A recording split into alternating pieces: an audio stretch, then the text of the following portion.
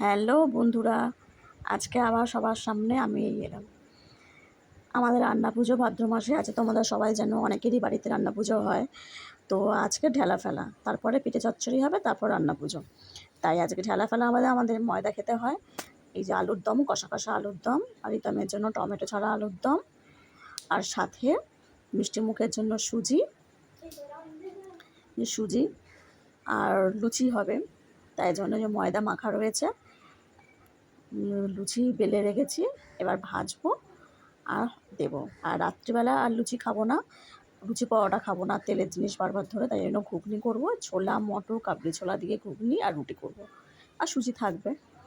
এই যে আমার শাশুড়ি মায়ের জন্য আর রিতামের জন্য তোলা হয়ে গেছে। লুচি ভেজে গরম গরম ওদেরকে দিয়ে দিই। গৌতমের আজকে নাইট ডিউটি আছে, তো এখন দোকানে গেছে, আমাদের দোকান থেকে আসলে ও আর আমি খাবো।